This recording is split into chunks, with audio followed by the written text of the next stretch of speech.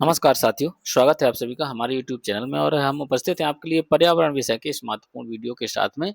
आप इसे सामाजिक विज्ञान का वीडियो समझ सकते हैं क्योंकि यहाँ से टीटी परीक्षा में प्रश्न पूछे जाते हैं।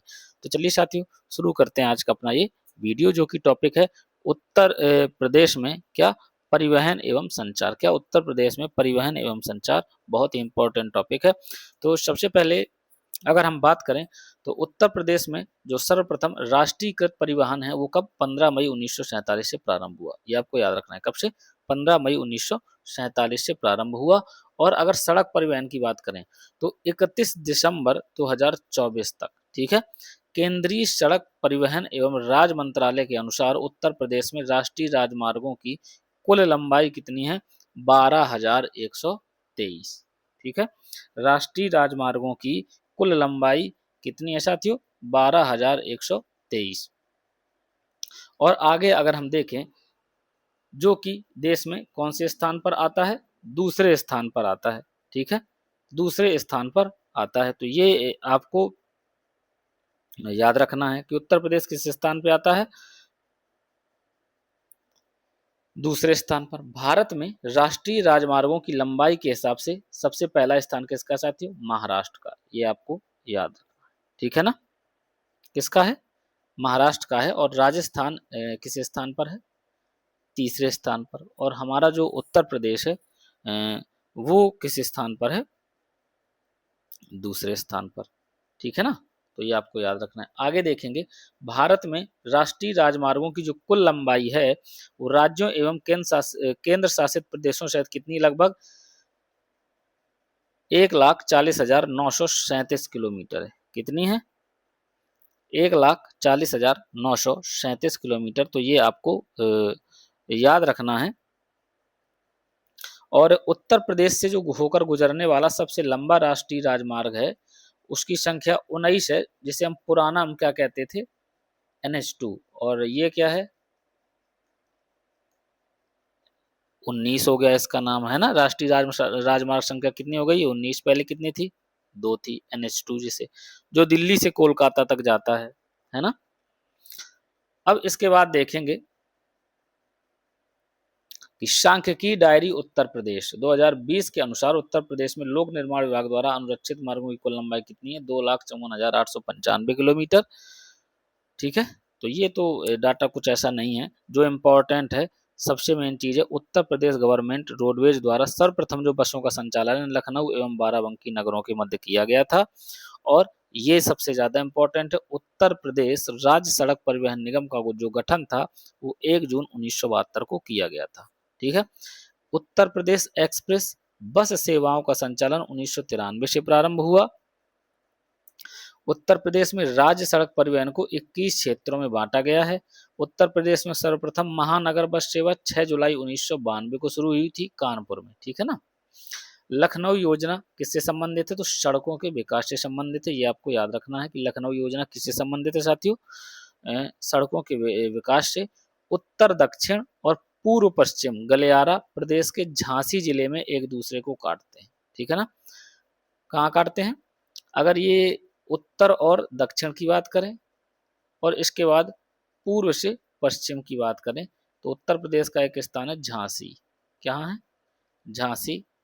तो ये कहाँ काटते हैं? झांसी में काटते हैं। ये आपको याद रखना है। आगे देखते हैं, उत्तर प्रदेश से होकर गुजरने वाले जो प्रमुख राष्ट्रीय राजमार्ग हैं वो कौन कौन से हैं? तो पुराना नाम भी है और नया नाम भी है। और कहाँ से कहाँ तक है? तो पुराना नाम क्या था? NH2 था।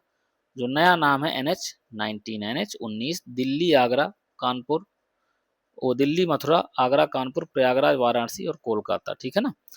पुराना नाम NH3, अब NH44 है। 44 आगरा ग्वालियर इंदौर नासिक और मुंबई। इसके बाद NH7 पुराना नाम था, नया नाम क्या है? NH35 है। वाराणसी मिर्जापुर मनगवा रीवा और कन्याकुमारी। NH11 आगरा जयपुर बीकानेर, नया नाम है NH21। NH24 जो था वो है NH9 दिल्ली बरेली लखनऊ। और इसके बाद NH25 जो कि पुराना नाम था इसे NH27 कर दिया है, लखनऊ कानपुर झांसी और शिवपुरी। और NH27 में किसे जोड़ दिया गया है? लखनऊ से बस्ती और गोरखपुर को भी जोड़ दिया गया है। अब इसके बाद पुराना जो NH-27 था वो प्रयागराज मनगवा था, इसे हम NH-30 के नाम से जानते हैं। गोरखपुर, गाजीपुर और वाराणसी, ठीक है, ये जो था NH-29 पहले, अब हो गया है NH-31/24। NH-56 बदल गया है, जो लखनऊ, सुल्तानपुर, जौनपुर, वाराणसी से था 731 या 31, ठीक है, /31। कानपुर, छतरपुर, सागर मार्ग NH-34 में बदल गया है, जिसे मैंने NH-86 के नाम से जानते थे। गाजियाबाद, बुलंदशहर, खुर्जा, अलीगढ़, एटा, कन्नौज, कानपुर, ये NH-34 अब हो गया है ना, और जो पहले था राष्ट्रीय राजमार्ग 91। अब NH-96 की बात करेंगे तो अयोध्या, सुल्तानपुर, प्रतापगढ़, प्रयागराज 330 हो गया है नेशनल हाईवे। ऐसे ही आगरा, अलीगढ़, चंदौसी, मुरादाबाद 509 हो गया है। रामपुर, बिलासपुर, पंतनगर, हल्द्वानी, नैनीताल, ये NH-9 हो गया है ना। अंबेडकर नगर, सुल्तानपुर, अमेठी, फतेहपुर, बांदा 335 हो गया है, जो पुराना था 232। रायबरेली, प्रतापगढ़, मछली शहर, जौनपुर, ये सब NH-128 में बदल गए हैं। अगर हम सबसे मेन चीज याद करें तो पुराना नाम NH-2, ये आपको याद रखना है, ठीक है ना। और आगे प्रमुख एक्सप्रेसवे एवं कॉरिडोर की अगर हम बात करेंगे तो Uttar Pradesh defence industrial corridor, ठीक है ना। फरवरी 2019 में प्रधानमंत्री नरेंद्र मोदी जी द्वारा उत्तर प्रदेश में बहुप्रतीक्षित परियोजना डिफेंस इंडस्ट्रियल कॉरिडोर का शिलान्यास किया गया। इस कॉरिडोर के 6 नोड्स हैं, कौन कौन से? लखनऊ, कानपुर, झांसी, आगरा, अलीगढ़ और चित्रकूट। जो डिफेंस कॉरिडोर है उत्तर प्रदेश में कहाँ कहाँ है? लखनऊ, कानपुर, झांसी, आगरा, अलीगढ़ और चित्रकूट यहाँ है, तो ये आपको याद रखना है। गंगा एक्सप्रेसवे की बात करेंगे अगर हम, तो सरकार ने क्या है, हाल ही में उत्तर प्रदेश के पश्चिमी भाग मतलब मेरठ को पूर्वी भाग मतलब प्रयागराज से जोड़ने के लिए गंगा एक्सप्रेसवे के निर्माण के नए प्रोजेक्ट को मंजूरी दी है। और यह जो प्रोजेक्ट है या यह एक्सप्रेसवे है 594 किलोमीटर लंबा, मेरठ से शुरू होगा और प्रयागराज तक बनेगा, ठीक है। लेन कितनी है? 6 लेन एक्सप्रेसवे है और ये पश्चिमी उत्तर प्रदेश को पूर्वांचल से जोड़ेगा, ठीक है, और रोजगार, उद्योग और पर्यटन में भी सहायक होगा। दुनिया का सबसे लंबा एक्सप्रेसवे 594 किलोमीटर ये लंबा है। तो अब अगर आपसे पूछा जाए दुनिया का सबसे लंबा एक्सप्रेसवे कौन सा हो जाएगा? 594 किलोमीटर लंबा गंगा एक्सप्रेसवे, तो ये आपको याद रखना है, ठीक है ना। अब हम बात करेंगे पूर्वांचल एक्सप्रेसवे की, तो लगभग 341 किलोमीटर लंबाई वाला जो 6 लेन का एक्सप्रेसवे है गाजीपुर से लखनऊ के मध्य है। कहाँ से है? गाजीपुर से लखनऊ के मध्य। और यह एक्सप्रेसवे लखनऊ से बाराबंकी, अमेठी, सुल्तानपुर, अयोध्या, अंबेडकर नगर, आजमगढ़ तथा मऊ होते हुए गाजीपुर तक जाएगा। तो ये भी आपको याद रखना है कि पूर्वांचल एक्सप्रेसवे की लंबाई कितनी है साथियों? 341 किलोमीटर है ना। कितनी लेन है?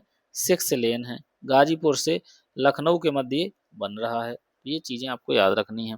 आगे देखेंगे यमुना एक्सप्रेसवे, किसकी बात करेंगे साथियों? यमुना एक्सप्रेसवे की बात करेंगे। तो इसका जो पूर्व नाम क्या है? ताज एक्सप्रेसवे। क्या है? ताज एक्सप्रेसवे। अब नाम क्या हो गया? यमुना एक्सप्रेसवे। क्या नाम हो गया अब? यमुना एक्सप्रेसवे। उत्तर प्रदेश के गौतम बुद्ध नगर, अलीगढ़, मथुरा, हाथरस एवं आगरा जिलों से होकर गुजरता है। लंबाई कितनी है? 165.537 किलोमीटर है ना। 6 लेन है, 8 लेन तक बदल सकता है, ये भी आप ध्यान रखिए इसको। और ग्रेटर नोएडा को किससे जोड़ता है? आगरा से जोड़ता है। किससे जोड़ता है? ये ग्रेटर नोएडा को आगरा से जोड़ता है। भारत का सबसे लंबा 6 lane control access expressway stretch है। क्या है? सबसे लंबा 6 lane control access expressway stretch है, ये आपको याद रखना है। आगरा लखनऊ एक्सप्रेसवे की बात करेंगे तो ये क्या है? 6 लेन वाला एक्सप्रेसवे है। लंबाई कितनी है? 302 किलोमीटर। और आगरा से लखनऊ तक के लिए बना है, नाम ही उसका है ना। और आगरा, फिरोजाबाद, मैनपुरी, इटावा, औरैया, कानपुर नगर, हरदोई, उन्नाव एवं लखनऊ जिलों से गुजरता है। अब बात करेंगे बुंदेलखंड एक्सप्रेसवे की, ये भी बहुत इंपॉर्टेंट है। 19 फरवरी 2020 को भारत के प्रधानमंत्री नरेंद्र मोदी जी ने चित्रकूट जिले में इस एक्सप्रेसवे का शिलान्यास किया था, है ना। और भरतकूप स्थित गोंडा गांव में किया गया जो शिलान्यास का कार्यक्रम था। इस एक्सप्रेसवे की जो लंबाई कितनी है? 296 किलोमीटर होगी और एक्सप्रेसवे 4 लेन के लिए बनाया जाएगा, जिसे भविष्य में कितना किया जा सकता है? 6 लेन किया जा सकता है। और यह जो एक्सप्रेसवे है कहाँ से? चित्रकूट जिले के भरतकूप स्थित गोंडा गांव में झांसी प्रयागराज राजमार्ग से प्रारंभ होकर ये कहा बांदा, महोबा, हमीरपुर, जालौन, औरैया होते हुए इटावा के कुडरेल गांव के निकट आगरा लखनऊ एक्सप्रेसवे से जुड़ेगा। ठीक है, कहाँ से? आगरा लखनऊ एक्सप्रेसवे से जुड़ जाएगा चित्रकूट से। तो बहुत ही अच्छी चीज है, तो ये भी आपको याद रखना। कितनी लंबाई है? 296.07 किलोमीटर। 29 फरवरी 2020 को गोरखपुर लिंक एक्सप्रेसवे तो 18 जनवरी 2020 को। ठीक है, इस एक्सप्रेसवे के परियोजना के चयनित निर्माणकर्ताओं मेसर्स एप्टो इंफ्राटेक और मेसर्स दिलीप बिल्डकॉन के मध्य अनुबंध पत्र का आदान प्रदान हुआ। ये करंट अफेयर्स से रिलेटेड भी क्वेश्चन हो जाते हैं। और इसकी जो लागत राशि है 5,876.67 करोड़ रुपए है। और यह लिंक एक्सप्रेस वे गोरखपुर जिले के जैतपुर बाईपास को आजमगढ़ जिले के सालारपुर में पूर्वांचल एक्सप्रेसवे से जोड़ देता है। ठीक है ना। यह एक्सप्रेसवे 4 जिलों गोरखपुर, आजमगढ़, अम्बेडकर नगर और संत कबीर नगर से होकर गुजरेगा। कौन सा? Gorakhpur link expressway. अब बात करेंगे हम रेल परिवहन की। यहाँ से क्वेश्चन पूछे जाते हैं। तो भारतीय रेलवे का राज्य में 163 वर्षों से 163 से अधिक वर्षों का इतिहास है। और अगर सबसे मेन चीज बात करें, प्रदेश में देश का सर्वाधिक रेल मार्ग लगभग 9100 किलोमीटर है। तो उत्तर प्रदेश का पहला स्थान है रेल मार्ग की स्थिति में, जो पूरे रेल नेटवर्क का कितना है? 14% है।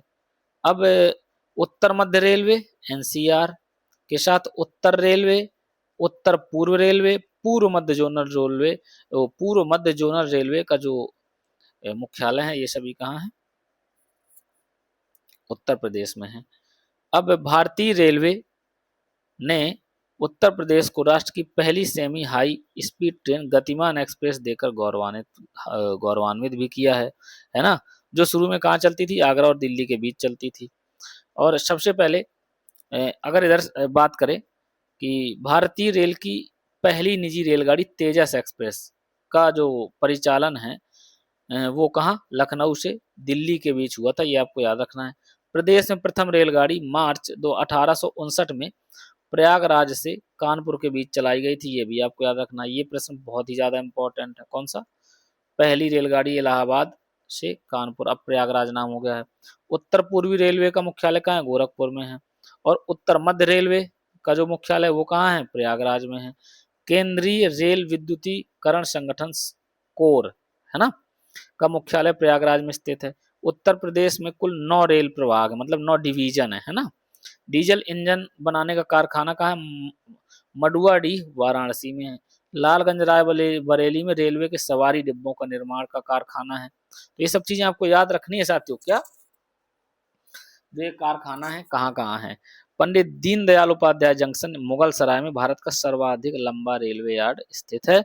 और विश्व का सबसे लंबा रेलवे प्लेटफार्म क्या है? गोरखपुर में स्थित है। तो ये भी आपको याद रखना है, विश्व का सबसे लंबा प्लेटफार्म कहाँ है? गोरखपुर में स्थित है। अब बात करेंगे अगर जल परिवहन की, तो जल परिवहन में उत्तर प्रदेश की गंगा, यमुना, घाघरा तथा गोमती नदियों में जल परिवहन की सुविधा उपलब्ध है। लेकिन जो सबसे इंपॉर्टेंट चीज है, जो नेशनल वाटर वे है 1, ठीक है, ये हमारे प्रयागराज से हल्दिया के मध्य विस्तारित है। और यह देश का सबसे लंबा राष्ट्रीय जलमार्ग है। यह गंगा नदी से होकर गुजरता है। इस जलमार्ग की लंबाई 1620 किलोमीटर है। सबसे मेन चीज ये है, ठीक है ना, नेशनल वाटरवे संख्या 1। अब अगर हम वायु परिवहन की बात करें उत्तर प्रदेश में, तो उत्तर प्रदेश में नागरिक उड्डयन प्रशिक्षण केंद्र बमरौली, ये कहाँ है? प्रयागराज में स्थित है। उत्तर प्रदेश के गोरखपुर नगर में क्या है? सामरिक महत्व का वायुसेना का हवाई अड्डा भी स्थित है। राष्ट्रीय पैराशूट प्रशिक्षण कॉलेज आगरा में स्थित है। तो ये सभी चीजें आपको याद रखनी है, पूछी जा सकती हैं। उत्तर प्रदेश के हवाई अड्डे, चौधरी चरण सिंह हवाई अड्डा कहाँ है? लखनऊ में, जिसे हम अमौसी हवाई अड्डा के नाम से जानते हैं। लाल बहादुर शास्त्री अंतर्राष्ट्रीय हवाई अड्डा बाबतपुर हवाई अड्डा के नाम से जानते हैं। वाराणसी, दोनों नाम आपको याद रखने हैं। इसके भी दोनों। कुशीनगर अंतर्राष्ट्रीय हवाई अड्डा Kushinagar. Noida international greenfield airport निर्माणाधीन है। जेवर एयरपोर्ट के नाम से हम जानते हैं गौतम बुद्ध नगर में। मर्यादा पुरुषोत्तम श्री राम अंतर्राष्ट्रीय हवाई अड्डा निर्माणाधीन है। फैजाबाद हवाई अड्डे का उन्नयन करके अयोध्या में है, ये तो सबको पता होगा। अब सूचना संचार की अगर बात करेंगे, तो पिन कोड प्रणाली की शुरुआत भारत में कब हुई थी? 1972 में हुई थी। इसके बाद भारत में सर्वप्रथम हवाई डाक सेवा की जो शुरुआत 18 फरवरी 1911 को इलाहाबाद के नैनी से प्रारंभ हुई थी, ये भी आपको याद रखना है। टेलीग्राफ सेवा का प्रारंभ कहाँ से हुआ था भारत में? मार्च 1854 में आगरा एवं कोलकाता के मध्य हुआ था। उत्तर प्रदेश का जो राज्य सूचना केंद्र है ये कहाँ है? लखनऊ में। उत्तर प्रदेश का राज्य सूचना केंद्र कहाँ है? लखनऊ में है। और परीक्षा की दृष्टि से जो महत्वपूर्ण तथ्य हैं वो भी आप थोड़ा सा देख लीजिए। ये नदियों से संबंधित तथ्य हैं साथियों, लेकिन कुछ चीजें हैं जो बताई जा सकती हैं, तो वही आप देख लीजिए। हालांकि नदियों में हम ये सब चीजें रिपीट करेंगे। गंडक, चंबल, बेतवा और केन, ये सब किसकी सहायक नदियां हैं? ये सभी यमुना की सहायक नदियां हैं। और इसमें आपसे पूछा जाएगा, ओ सॉरी, हाँ, प्रश्न है कि कौन सी सहायक नदी नहीं है? इधर से आपसे क्या कह रहा है ये आपको प्रश्न हमें समझना है। गंडक, चंबल, बेतवा। तो साथियों इस तरीके से हमने क्या सूचना संचार को भी समझने का प्रयास किया, ठीक है ना? तो उम्मीद है सभी को ये वीडियो बहुत ही पसंद आया होगा, और अगर आपको वीडियो पसंद आता है तो वीडियो को लाइक करें और चैनल को ज़्यादा से ज़्यादा सब्सक्राइब करें और वीडियो को शेयर करें। मिलते हैं आपसे अगले वीडियो में। नमस्कार।